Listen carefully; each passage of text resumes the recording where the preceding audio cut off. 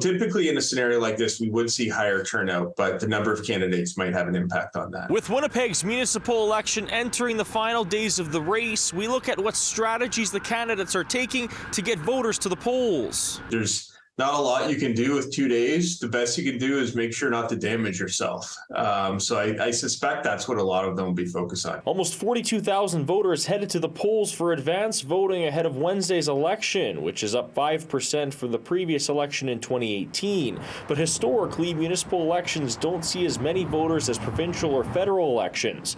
In 2014, voter turnout was just over 50% when Brian Bowman won his first term in office.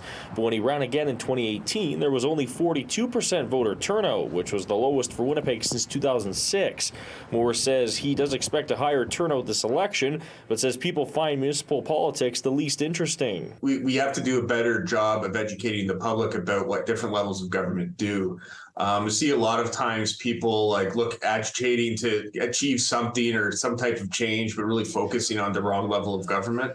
I think a lot of people don't understand that on the day-to-day basis, you interact with municipalities far more than you interact with senior levels of government. I just feel like I need to become more educated before I make a decision. If my high school, educated me more on what the parties mean and everything like that, then I probably would. We hit the streets to ask Winnipeggers if they plan to vote Wednesday. To those we spoke to, it was mixed. To vote is to have an opinion and it's to be part of the change. I think it's important to have your say in who is going to be the next mayor of Winnipeg and who the city councillors are going to be, as well as the school trustees. I am not sure if I'm going to vote yet. I'm going to look into who is running and who's going, and if it's something that I like that's going around, I might vote. A promise that Winnipeg is going to be just like this happy-go-lucky place is not realistic. I think there's a lot of infrastructure that needs to happen before that. Moore says every vote counts, especially in an election where there will be a new mayor and new members of council. We could see a candidate winning with a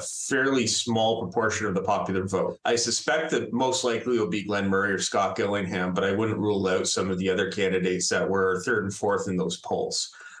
It's really hard to tell when you have so many people who said they are undecided. It's really important because, as I say, nothing touches everyday lives more than municipal government. Winnipeg votes for its new mayor and council on Wednesday. Polls are open from 8 a.m. to 8 p.m.